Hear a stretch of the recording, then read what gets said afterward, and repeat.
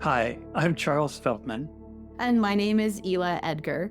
And of course, we're already giggling as we are having the conversation before the recording with an incredible guest that we have on today. We're super happy that you're here. His name is Joseph Meyer. And a little bit about you before we talk about why you're here or how you got here. So lots of years, 20 plus. I don't want to make you sound older than you are because I think, we're about the same age. Many years of incredible experience in communication, leadership, strategy, education, and program development. Very well known as a trust specialist, renowned speaker, consultant, and author of books, The Search to Belonging and Trust Me, which is what grabbed Charles and my attention on his mission to lead a movement of trust, helping people imagine, reframe, and refocus their culture and systems to foster transparency, engagement, and loyalty, which I love this. Joseph and I had a conversation, a coffee chat a few weeks ago. Super, super interesting. We're so happy you're here. Charles, do you want to talk a little bit about where we're going to start with Joseph? What are we going to dive into today? Yeah, but first I want to say one thing, Okay. and it's not just you. I do it all the time. Everybody does it. We use the word incredible. And I think actually incredible doesn't apply nearly so much as credible. I think Joseph is highly credible, and his work is highly credible. I like that. So I just want to put that out there. Joseph has a unique approach, at least in terms of the people that I know who work in this field of trust. Kind of a unique approach. His kind of tagline is distrust differently. So I guess I kind of want to start there with what's up with that? Where does that come from for you, Joseph? Yeah, and thank you so much for having me on. As you guys know, I'm a fanboy of the podcast and the two of you. So early on in the mid 80s, one of the things that came to mind and I observed is that people were trusting and distrusting at the exact same time. That their relationship that we thought, or at least I was taught, that the more you trust, the less you distrust, was being broken by people I was observing. And then the whole idea that I either have to decide that I'm trusting you or I don't trust you, that there's this dichotomy of either or. It seemed to be an and situation. And so one of the things that emerged over time, because we didn't have a lot of research back in the mid 80s of brain science, we were just kind of forming what that even sounded like or looked like. But through the 90s and then the 2000s, and about 7 years ago, as a footnote, neuroscience started making the observation that distrust comes from the amygdala. So it's a fight, flight, freeze response. And trust was processed in the prefrontal cortex. It was a decision, it comes from executive thought. And so one of the things then, when I kept working on this and observing and then working with teams and individuals, is more and more, especially in our culture today, more and more, I was helping people with distrust more than trust. That they were so distrustful that their amygdala was in such hijack and was so juiced up with all the chemicals that an amygdala can respond with. I had to make sure that they got rid or mitigated or began to distrust differently because I didn't. Distrust is actually a very safe thing. It's a part of our biology. It's the thing that keeps us safe. So it's important to us. It's important that we have it. However, we have to use it, its safety mechanisms in a different way. So that's where distrust differently came. That makes a lot of sense. And what you just said about how trust and distrust are processed in different parts of our brains and the neurochemicals, if you will, that are generated and that flood our bodies are different. And some of them are the same.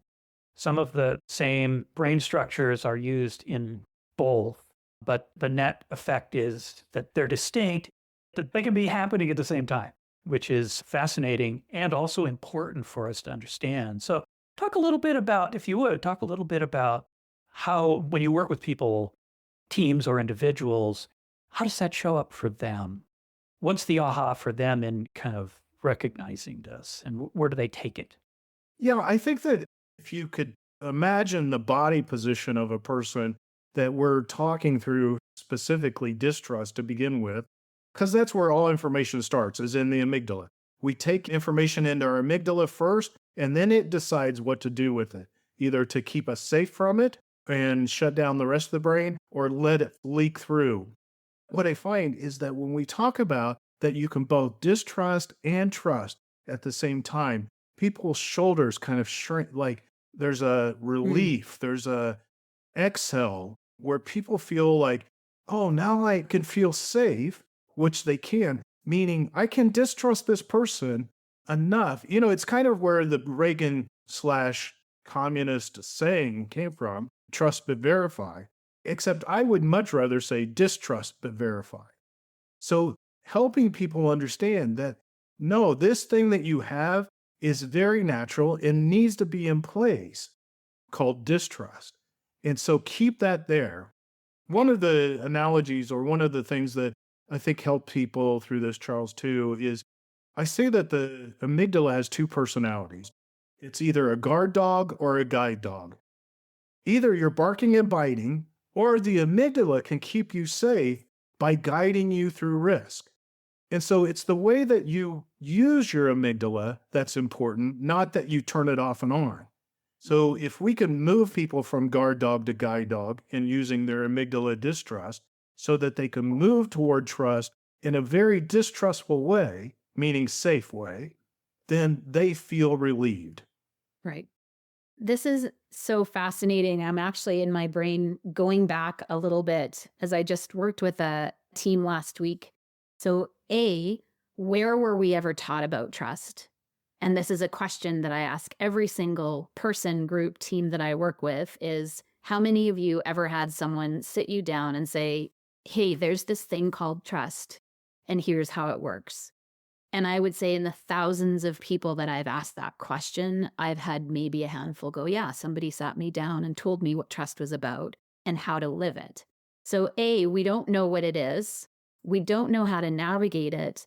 We don't know that it's important to distrust and trust, that they're now understanding the two different parts of the brain that this is all driving from. How does this help us going forward to have individuals, teams, organizations start to really see this differently? Because I think that's where the three of us are so committed in our work is how are we driving stronger trust? And now with your language is how can we distrust in a safe way? So where do you think this is all going? Yeah, I love that question. One of the big topics today is to create safe places for vulnerability, right? You can't create a safe place for vulnerability unless you can distrust in a proper, appropriate way. You have to bring distrust to the table. You can't just leave it out the door and just arrive with just trust. That won't happen. It won't be safe enough because your amygdala is there to keep that whole thing in balance. And so I think that when organizations, teams, just relationship wise, when we realize that I can distrust you in a very appropriate way, and that really is a gift to you so that I can more deeply and responsibly trust you. Because then when trust is broken, because it will be broken, Right. that's the fact of it, is that once you decide you've done all this mental work, you mitigated your amygdala, you've made all these lists to actually start trusting someone, you've done all this work, you've decided to trust, bam, there it is. I give you the gift of trust. And now what's going to happen? They're going to break that. And so how do I prepare for that? Well, it's your distrust. It's making sure that it's still in the room and that you are appropriately letting it guide you and guide this team so that when I speak up in a way that triggers you to distrust me, you can actually raise your hand and say, hey, that really, as you guys know from the talk before the talk here, mine is control. When someone in the room, I am perceiving that they're trying to take control where I feel like I should be in control, I could get triggered really quickly. And so to have the ability to say, hey, my amygdala is kind of getting a little bit heated here. I just want to back up and make sure what I'm perceiving is true or not true. Which, as you say that, and I think I say this a lot, you've probably heard it, is can we normalize our human experience? That this is a normal function of who we are and how we operate. And so just name it, disclose it. This is what's happening for me. Yes. Every time you say that, I love it. It's perfect. It's the perfect words to describe how this can help a team and individuals move forward as humans. Yeah. So, if I can just ask, what I'm hearing, and I guess how I would think about it, is that I have enough sufficient level of trust in the other person's care, in that domain of care, that I assess that they actually do have my interests in mind, even though right in this moment they're maybe triggering something, that I can kind of set that aside, that trigger, that experience of being triggered long enough to say something, Hmm. to bring the conversation in, or at the very least, to give them the benefit of the doubt. Maybe I don't say something. Maybe it's not appropriate or relevant right now, but I can at least hold that at bay, the amygdala response, the distrust response, and continue to engage with the person from a perspective of, okay, I can trust this person for the most part. Yeah. I mean, it's like Brene Brown says, you've got to accept or you've got to have this attitude that people are doing the best they can. And if you don't, then you're not being generous. You can't care. None of that happens. But you can't also believe that in other people if we require you to either trust or distrust. Yeah. If those are my only two choices, then I'm at a deficit and there's no way I can come forward and believe that you're doing your best unless I can both distrust and trust you at the same time. Hmm. Okay. So here's what I'm thinking about. There's a team that I'm currently working with. Sorry, there's a number of teams all in this same division. So these people are on two different teams, but work very closely together. And their level of distrust is skyrocketing. And if we think about some of the things we talked about before, well, now I'm looking for confirmation that you are absolutely untrustworthy. I'm not safe with you. I can't trust you. So that has built up this huge, ginormous, I don't even think what's bigger than armor. Like you think of the armor that Michelle Brody talked about, like what's tenfold that? It's so massive. The Great Wall of China. There we go. That would help. Yes, that's good. Thank you. Is this something that helps them see things differently? And how? Yeah. Like I had the same situation happen at the beginning of the year. I was working with a team. They brought me in because basically these two people on these two teams couldn't sit in the same room together. I mean, it had Yeah. gotten to that point. And it was costing this organization, they had figured out about $1 million a week for them not to cooperate. Wow. So it was either you work on this and do this now and fix it, or both of you are gone. I mean, that just, you're not worth $1 million a week kind of thing. So in working with them, one of the biggest reliefs for them was, you mean I still get to distrust her? Yes. You just can't do it like you're doing it now. You're allowing your amygdala to take over. And so you have no rational thought in this because your amygdala shut down your brain. And so you are acting literally like a raving, biting, ravaged guard dog. Yeah. She's shaking your fence and you're just barking and barking and barking and trying to bite all the time. That's not appropriate. There's another way you can distrust her. And then I told her the same thing. Both of them, the look on their face was like, oh, if I don't have to give up my safety, then now I can look at the situation differently as a guide dog, maneuvering through the risk of being in relationship with this other person or team. And now I can look for what are the qualities that I need from this person to begin to trust. Which then I think is where the 4 domains of trust can also be helpful. So let's start to unpack this a little bit. What do I see? What do I need? Here's what I need from you. What do you need from me? Now, you can't have that conversation if the two guard dogs are still snarling and spitting and biting at each other. That's exactly it.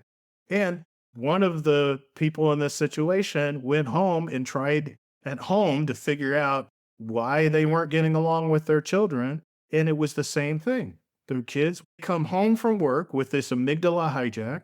They get into family meal. All of a sudden, those teenagers are triggering again. And all I know to do at this point is to bark and bite. So, how long, this raises a question for me. How long does it take a person, once they kind of get that, oh, I could distrust differently, how long does it take them to overcome the habitual distrust behaviors and internal experience of being the guard dog? Mm.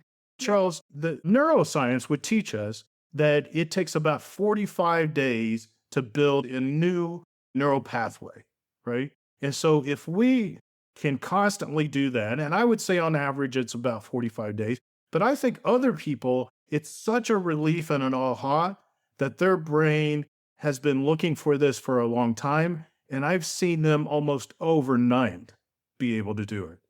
Like these two people that I talked about before, literally their manager called me the next day.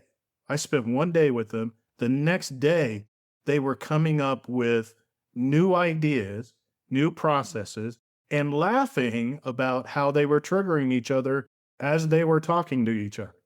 Mm. But it didn't have the same charge, and the guard dog didn't come out.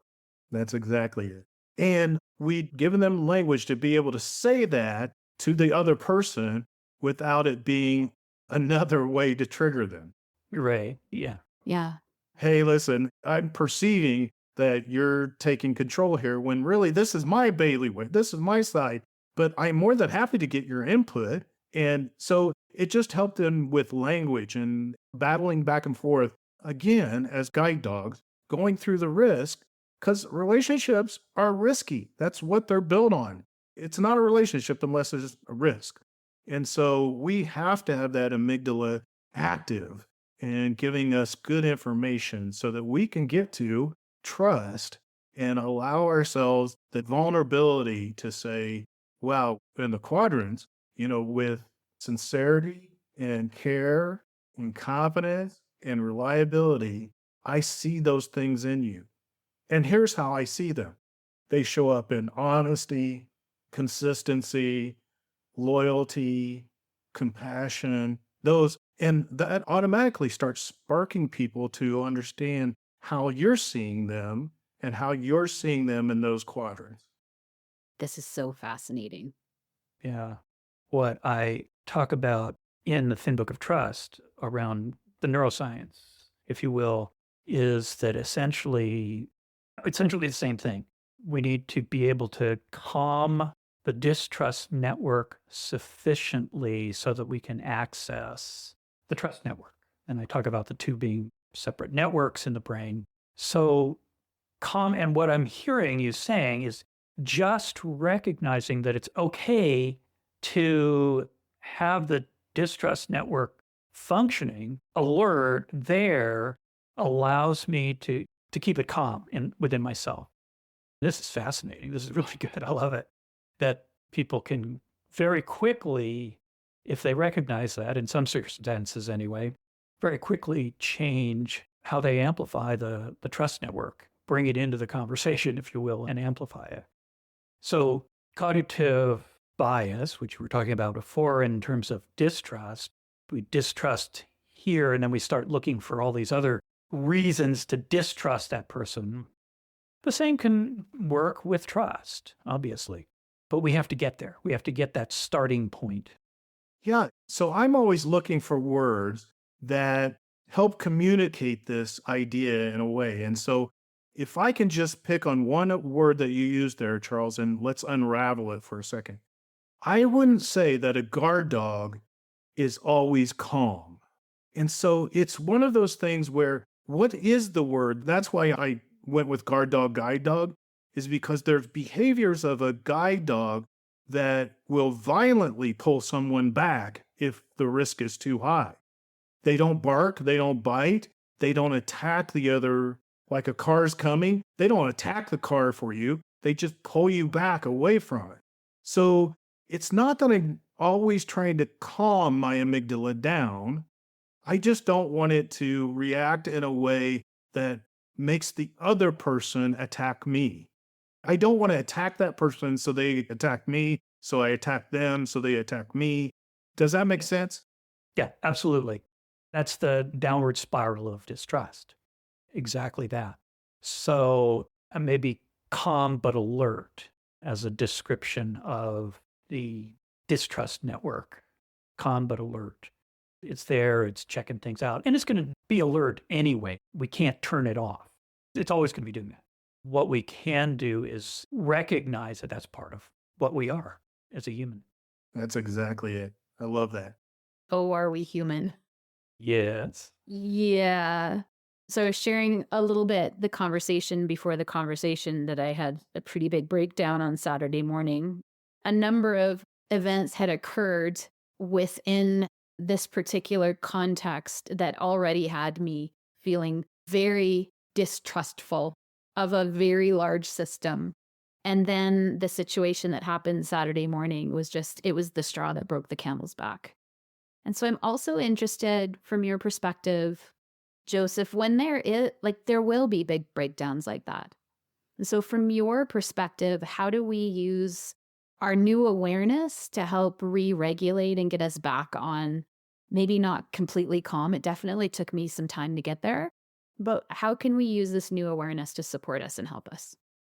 Well, I think, one, you can't do it by yourself. Damn. I just think that because trust is relational, that to get there, you have to have someone else. So one of the things, like I've mentioned, my trigger mainly is control. What I'm trying to keep safe in the world is this whole idea is the world is a better place if I'm in control. I don't proudly say that, but it is what I'm triggered by. I've given my wife the permission to, when she sees steam starting to come out my ears, to back off and basically put her hands up like this. And I'm putting my hands up like, whoa, stop. She basically is saying, I know you're perceiving that I'm trying to control you right now. So she mentions it, Yeah. helps me get back to a place where my prefrontal cortex is starting to evaluate, oh, right. She's probably not trying to control me here. It feels that way. Why does it feel that way? And we can discuss it now because I've given her the permission. Or if we're in a situation where she can't say anything, she'll reach over in a situation where somebody else is triggering me and like tap my hand. Mhm. Like, they're not trying to control you. You're fine. Yeah. Just like you would a good dog who wants to bark.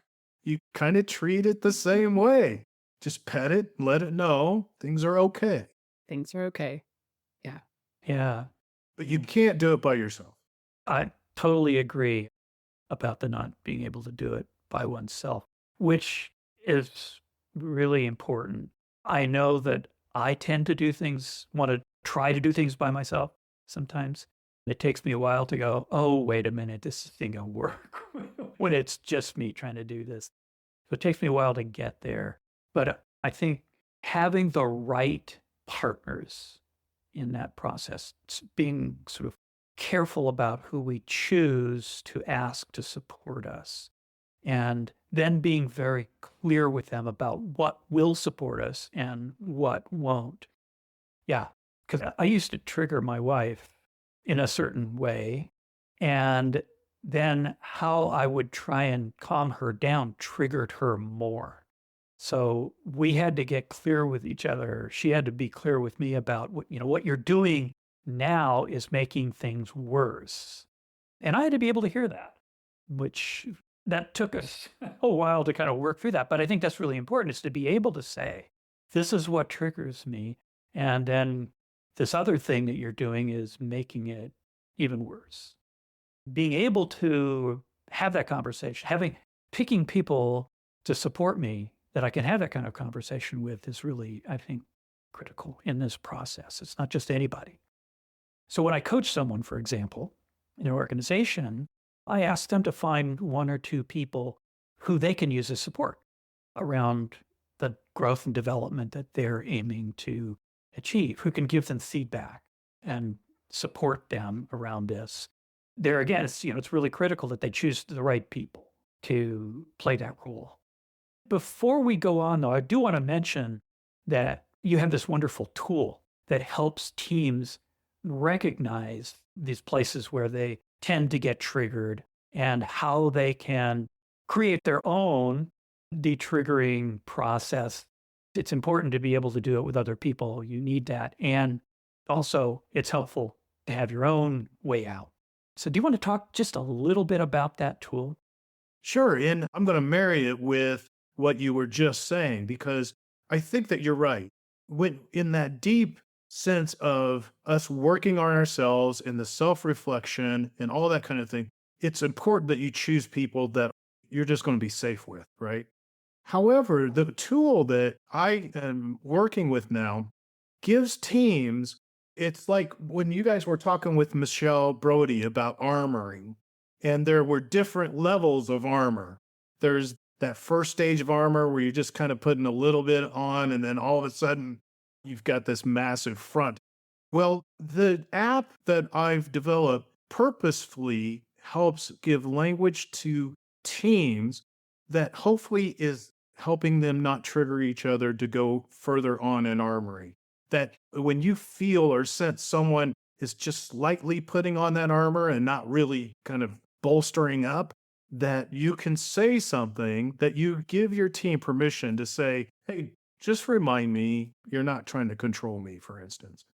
Helps a team do that for you at the same time. It's not at the same level of self-discovery or self-review that you would with someone that you're really safe with and you can kind of bark and bite and they can kind of smile through that. But yeah, so the app is to give 3 different tools around the way that trust develops, and that is like a flywheel effect. It's a process. Trust isn't a destination.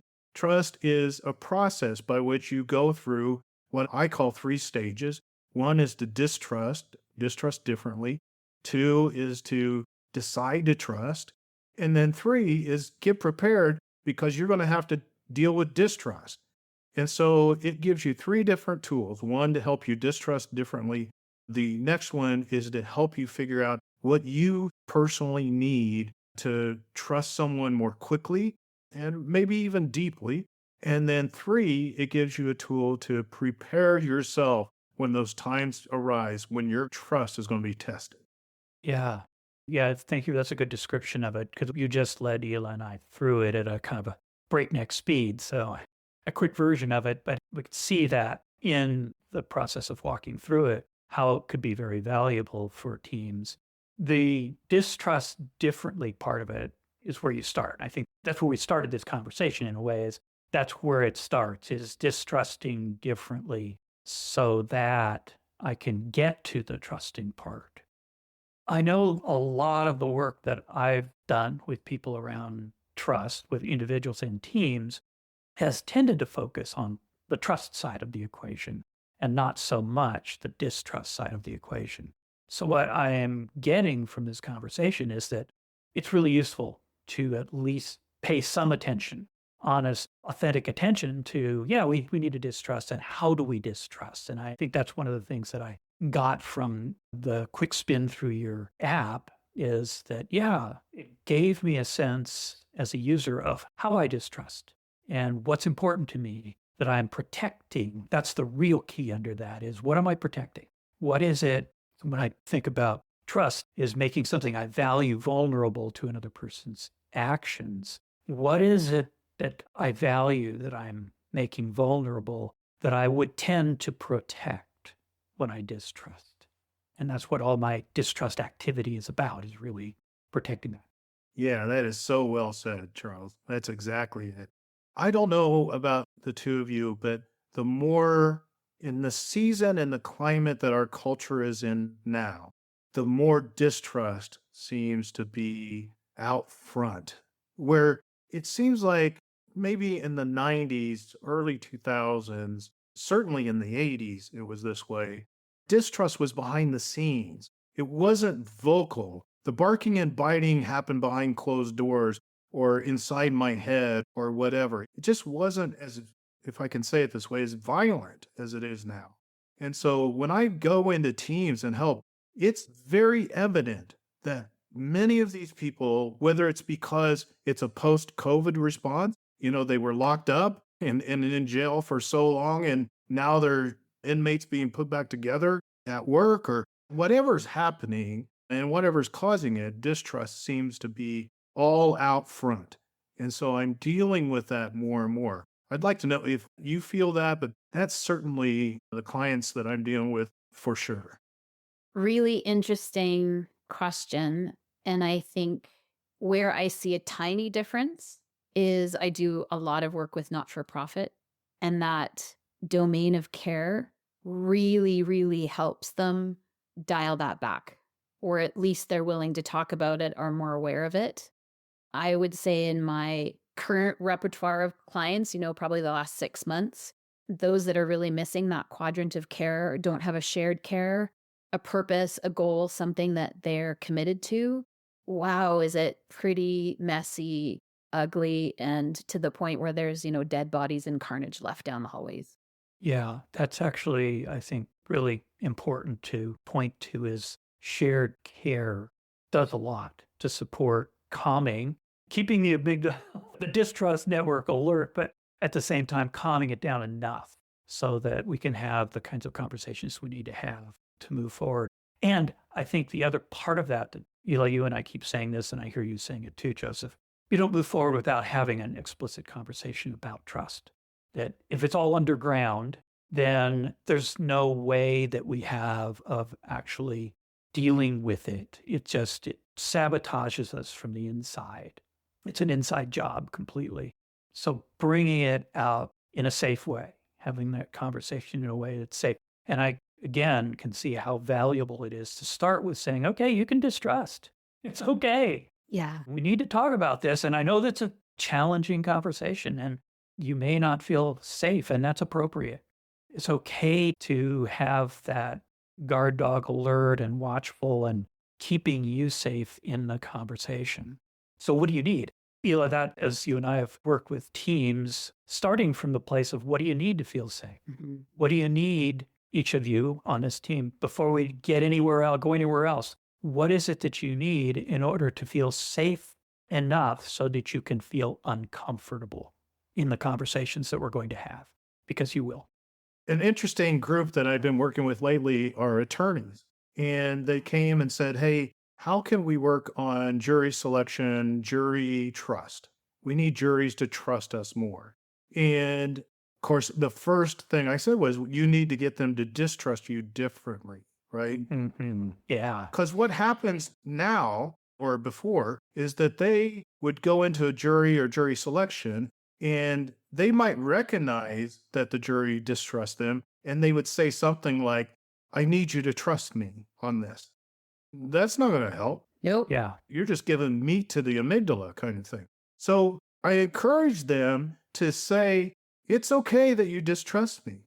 Just if for a little while, if you could put off barking and biting, that would be wonderful. And I'd like to help guide you through this risk. And they don't mention anything about trust as they start, but they build trust with them through the conversation of saying, it's okay that you distrust me. Mm-hmm. I distrust me too, kind of thing. I think it just or it starts to take away that armor little piece at a time. Yeah, I love it. I love it. I feel like we might need a part 2 to this conversation. A, because I want to percolate on the app that you walked us through. My best questions will come in 2 days when I'm walking the dog. But B, I think that there's also so much richness and juiciness in staying with this. How do we distrust differently? And even as we started the conversation, I could feel my system exhale that, it's permission. It's okay. That's normal to distrust and trust. So how do we navigate this more? Charles, where are you sitting with all of this? Yeah, I totally get what you're saying. I would love to have another conversation or a part 2 conversation because that's really important. And I'm really getting the importance of it even as we talk, the value of it. Yeah. So yes, for now, perhaps we close this particular episode by thanking you, Joseph, for joining us this time around and sharing this really valuable insight and perspective that starting with distrust and figuring out how to do that differently allows us in situations where there is good reason perhaps to distrust, or from a perspective of I've got to protect myself, which is often the case in the clients that we work with, starting with, okay, that's okay. It's important. You definitely should distrust yourself, or just protect yourself, and be a little bit distrustful here. And let's do it differently. And just like you kind of said there, Charles, it'd be interesting to talk through how this works with self-distrust and self-trust. Yeah. We can definitely trigger our own amygdalas. Yeah, we can. Yes. Ooh, okay. So we've got a couple of juicy areas that we want to dive into with you again. In the meantime, would you like to share anything about how people can find you or how you would like them to interact with you? Sure. So you can find me at a couple of places. Joseph R. Myers, myers.com. There's all about me there and my books, and you can find the Trust Me book there. And then there's information about the tool, the app we've been talking about at Distrust, which I pronounce trustbydistrust.com. So TrustX. And then if you just put Joseph in front of either one of those domains, you'll get an email to me. Or, I'm pretty active on LinkedIn and friends with the two of you on LinkedIn, so people could search that. Lovely. They can find you through us, or they can find you directly. Either way, it works. That's good. I want to say thank you so much for joining us today. I loved this conversation. It's a full body yes for me to have you back and continue discussions and diving into juicy topics. So thank you from my heart. Charles, anything you want to say in closing? I think you said it well. Thank you. Thank you very much. Thanks for having me. Delighted to. On behalf of both Charles and myself, we want to say a big thank you to our producer and sound editor, Chad Penner, Hillary Rideout of Inside Out Branding, who does our promotion, our amazing graphics, and marketing for us. And our theme music was composed by Jonas Smith. If you have any questions or comments for us about the podcast, if you have a trust-related situation that you'd like us to take up in one of our episodes, we'd love to hear from you at trust@trustonpurpose.org. And we'd also like to thank you, our listeners. Take care and keep building trust on purpose. Until next time. Until next time.